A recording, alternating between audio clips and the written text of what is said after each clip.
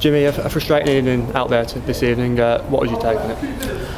A difficult one to take, and one with mixed emotions. Obviously, we're in the business of winning games, and the importance of 3 points.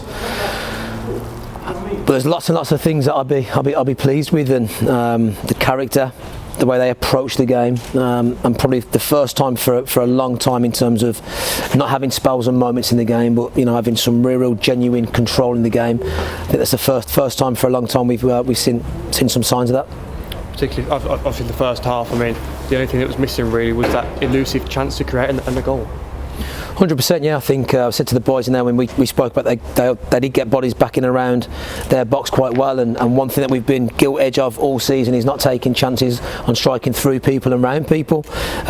In saying that, we've had we probably would have created two of the best openings, the best chances with a better detail on that final slide, that final pass, and it's just those fine details and that quality of that killer instinct and that killer edge in around that final third. There was so much, wasn't there, to take from that first half into the second. I mean, I can't count the number of corners we had, and the high press was working.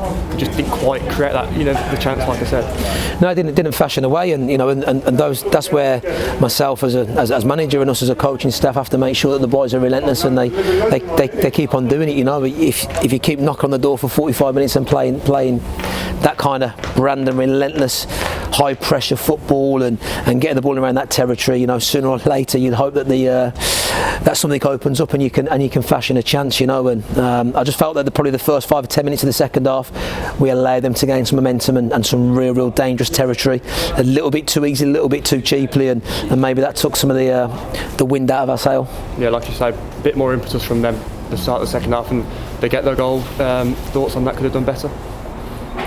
Yeah, definitely. Yeah, we highlighted their wide play being a big threat. And obviously, a lot of the lads will know McCallum's threat from his aerial presence, his ability to score goals and hunt goals out in and around the width of the goal. And we spoke about making sure we worked extra hard and at gluing people to the line. Especially when people want to cut back in and deliver that in-swinging cross. So yeah, it's a disappointment. This evening we've been without 3 main centre halves this evening, or certainly three players that could have featured for this evening in those positions, and probably forced into making changes that we didn't want to. Either people with a tightness, and Joe's picked up a little bit of a sore hamstring in there, and James Ball just returning back from injury, his hamstring tightened up, and just unfortunately forced into making changes that normally we wouldn't want to do.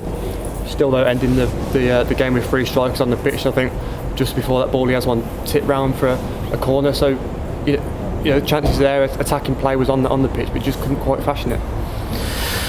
Yeah, we had a couple of chances, a couple of half chances, a couple of things that we've got to be better at in terms of timing to make contact with the ball, and I think Carl Huddington probably had 2 headers, and I see him day in day out in training. His timing's immaculate, and he makes good contact and gets good purchase. I thought it was an outstanding save from James Ball. I think it was a good clean strike, and it was a good save, but probably a little bit of that story of what happened in the first half, and I'm probably not offering enough in and around that area of the pitch, in terms of causing their goalkeeper a real threat and a real problem. Just finally, I know you just touched on it, but obviously it's a bit of a makeshift back line out there, and players out injured, and like you say, Sabaro coming off injured tonight is not quite getting the look at the moment with the fitness wise. No, and it's due to a number of things. It's due to the length of time out. I'd imagine, speaking to Darryl before the game, they've got quite a number of players out. Speaking to Luke before the Bournemouth game, they've got quite a number of players out. It just so happens that here at Solihull, it's landing on our key players, which is a big blow. We've been without a lot of key players for large parts of the season. We're hoping 2 out the back 3 that weren't on show or in the squad this evening. Hopefully they'll be back in around the next 7 to 10 days, and hopefully Goodyer for Saturday. But I have have to give big credit to Darren. You know, Darren's obviously transitioning from a player to a coach.